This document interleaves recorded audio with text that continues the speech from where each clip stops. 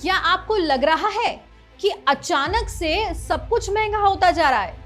Petrol, mobile, ration, यहां तक कि विदेश में पढ़ाई भी। तो समझ लीजिए इसकी सबसे बड़ी वजह सिर्फ महंगाई नहीं है, बल्कि डॉलर का लगातार ताकतवर होना है। नमस्कार, मैं भारती जैन और आप देख रहे हैं पीके टाइम्स। क्या है कि जैसे जैसे डॉलर मजबूत हो रहा है, वैसे वैसे आपका रुपया कमजोर पड़ रहा है और उसका सीधा असर आपकी जेब पर दिख रहा है।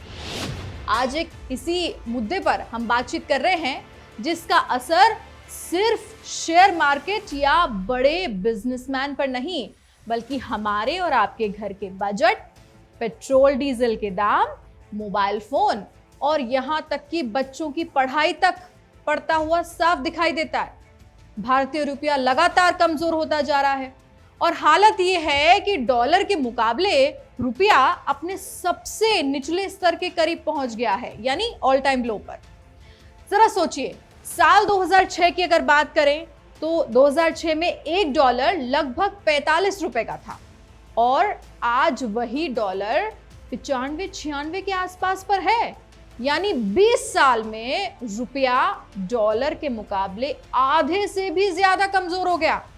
अब सवाल यह है कि आखिर डॉलर मजबूत क्यों होता है और रुपया कमजोर क्यों पड़ जाता है? देखिए, दुनिया का ज्यादातर व्यापार डॉलर में होता है। भारत जब विदेशों से कच्चा तेल, सोना, इलेक्ट्रॉनिक्स या दूसरी चीजें खरीदता है तो पेमेंट रुपए में नहीं डॉलर में करनी पड़ती है। अब मान लीजिए कि तेल की कीमत $80 प्रति बैरल है। अगर $1 80 का है तो हमें करीब 6400 रुपए देने पड़ेंगे ना। लेकिन अगर डॉलर बढ़कर 96 रुपए का हो जाए तो उसी $80 के तेल के लिए हमें 7680 देने पड़ेंगे। यानी कि सामान तो वही है, लेकिन भारत की जेब से पैसा ज्यादा जाएगा। और यही वजह है कि डॉलर मजबूत होते ही सबसे पहले असर दिखता है पेट्रोल और डीजल पर। जैसा कि आज सुबह भी हमने देखा कि पेट्रोल और डीजल के दाम बढ़ गए। 87 पैसे तो पेट्रोल पे और 91 पैसे बढ़ गए डीजल पे। लेकिन ये क्या गिफ्ट रैपिंग है, क्योंकि अगर बात करी जाए पिछले 10 दिनों की तो 10 दिनों में लगभग 5 रुपए बढ़ गए हैं पेट्रोल और डीजल पर। और हमें लगता है कि 87 ही तो बढ़े हैं, 91 पैसे ही तो बढ़े, जबकि ऐसा नहीं है।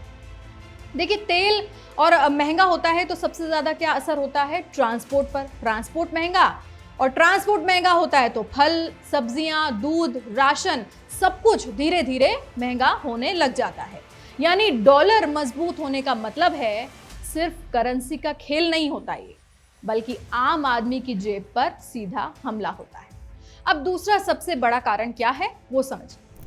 अमेरिका में ब्याज दरें जो होती हैं बढ़ती हैं या डॉलर मजबूत होता है तो विदेशी निवेशक भारत से पैसा निकालना शुरू कर देते हैं और उन्हें लगता है कि अमेरिका में पैसा लगाना ज्यादा सुरक्षित है और फायदे का सौदा है।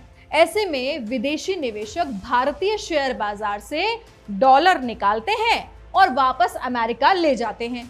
भारत में डॉलर की कमी होने लगती है और रुपया और ज्यादा कमजोर हो जाता है। अब तीसरी बड़ी बात, विदेशी कर्ज। भारत सरकार और कई बड़ी कंपनियों ने विदेशों से डॉलर में लोन ले रखा है। अब अगर डॉलर महंगा हुआ तो उस कर्ज की EMI और ब्याज चुकाने के लिए ज्यादा रुपए खर्च करने पड़ेंगे, यानी देश पर आर्थिक दबाव और ज्यादा बढ़ जाएगा। अब इसका असर आम लोगों की जिंदगी पर कैसे पड़ता है वो भी आपको समझाते हैं, क्योंकि आपको लग रहा होगा कि अरे भाई, डॉलर मजबूत हो रहा है तो उससे हमें क्या लेना देना है। लेना देना है, कैसे समझाते हैं आपको। देखिए, जो मोबाइल फोन है, लैपटॉप है, टीवी है, इलेक्ट्रॉनिक के सभी आइटम्स जो हैं वो हो जाएंगे महंगे, क्योंकि इनके पार्ट्स आते हैं विदेश से। कार और बाइक की कीमतें बढ़ सकती हैं क्योंकि ऑटो कंपनियां भी कई पार्ट्स बाहर से मंगाती हैं। हाल ही में खबर भी आई थी कि मारुति सुजुकी ने अपने सभी वेरिएंट्स में 30-30 हजार रुपए तक की बढ़ोतरी की है और जून से शायद ये बढ़ी हुई कीमतें लागू भी होने वाली हैं। अगर कोई बच्चा विदेश में पढ़ाई कर रहा है तो फीस और रहने का खर्च अचानक बहुत ज्यादा बढ़ जाएगा। विदेश घूमने जाना महंगा और साथ ही साथ होटल, टिकट, शॉपिंग सब डॉलर से जुड़ा हुआ है। अब आप सोच रहे होंगे कि इसमें फायदा किसका होता है? तो इसका एक बड़ा फायदा उन लोगों को होता है जो विदेश में कमाते हैं, जैसे खाड़ी देशों, अमेरिका या यूरोप में काम करने वाले भारतीय। क्योंकि जब वो डॉलर भारत भेजते हैं तो उन्हें पहले से ज्यादा रुपए मिलते हैं, लेकिन भारत में रहने वाले आम आदमी के लिए कमजोर रुपया अक्सर महंगाई, बढ़ते खर्च और जेब पर दबाव लेकर आता है। अब आगे क्या होगा? डॉलर और कितना ताकतवर बनेगा और उसकी इस ताकत से रुपए की हालत कितनी पतली होगी, ये तो आने वाला वक्त ही बताएगा। फिलहाल इतना जरूर समझ लीजिए कि डॉलर की चाल अब सिर्फ विदेशी बाजार की खबर नहीं रही, बल्कि ये सीधे आपके घर के बजट, आपकी बचत और आपकी रोजमर्रा की जिंदगी से जुड़ा मुद्दा बन चुकी है।